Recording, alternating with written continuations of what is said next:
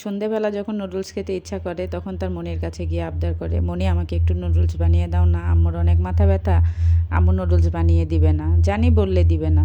আর তখনই নিশামণি বলে, না তোর মাকে গিয়ে বল। বলে, না না তুমিই বানিয়ে দাও, কারণ আম্মু দিবে না, আম্মুর মাথা ব্যথা। আর ঠিক তাই, মায়ের চাইতে মাসির দরদ যেমন বেশি। আর একটা ভিডিওতে আমি বলেছি আমার 3 বোন আমার ছেলেকে অনেক বেশি ভালোবাসে, মাশাল্লাহ।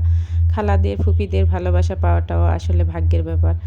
আলহামদুলিল্লাহ আমার ছেলে দুজনের কাছ থেকে অনেক বেশি ভালোবাসা পায়। যেমন তার খালামণিরা তাকে ভালোবাসে, ঠিক তার একটা ফুপি তাকে অনেক বেশি ভালোবাসে। ফুফাতো ভাই বোন বলেন, সবার আদরের চোখের মণি বলতে পারেন আমার ছেলে। যেই বলা সেই কাজ, মণিকে গিয়ে বলল আর মনির স্পেশাল নুডলস বানাতে একদম চলে এসেছে আমার বোন। আর আমি আর শুয়ে থাকতে পারলাম না, চুপি চুপি চলে আসলাম ভিডিও করতে।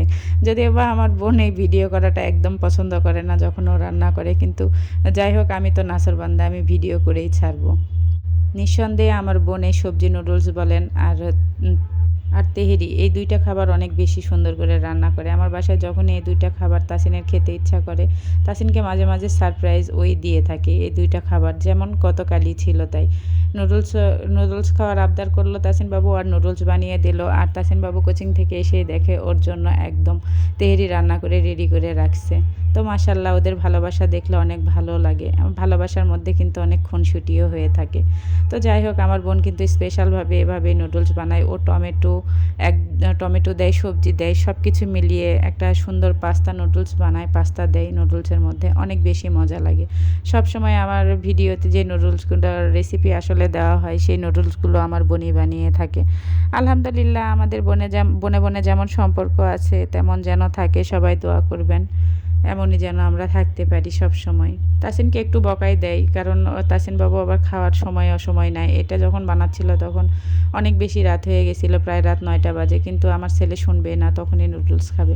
ও রাগ করে চলে গেল, তারপর আবার বলল যে না ঠিক আছে তোকে বানিয়ে দিচ্ছি চল।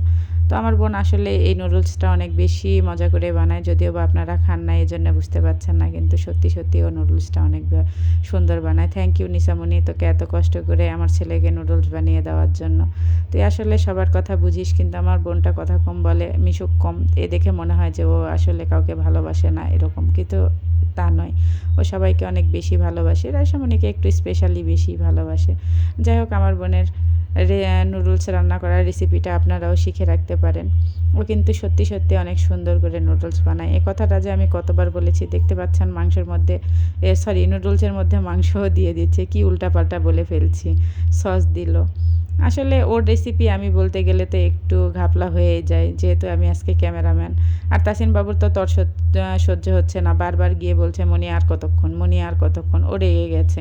দেখছেন, ও আগে নুডলসের উপরে মশলাটা দিয়েছে এবং যে মশলাটা কষিয়ে নিয়েছে ওই মশলার মধ্যেও নুডলসের মশলা দিয়েছে। আমরা কিন্তু ন্যাচারালি এভাবে নুডলস বানাই না। তো ওর সম্পর্কে যত বলবো, মানে আমার বোনদের সম্পর্কে যত বলবো ততই কম হয়ে যাবে। ওরা সবাই আমার 3 বোনই অনেক ভালো।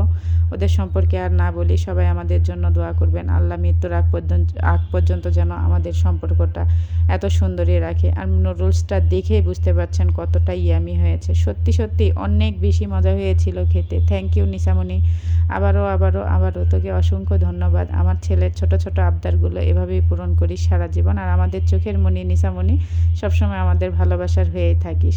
সবাই দোয়া করবেন আমাদের জন্য। ভালো থাকবেন সবাই। আসসালামু আলাইকুম, আল্লাহ হাফেজ।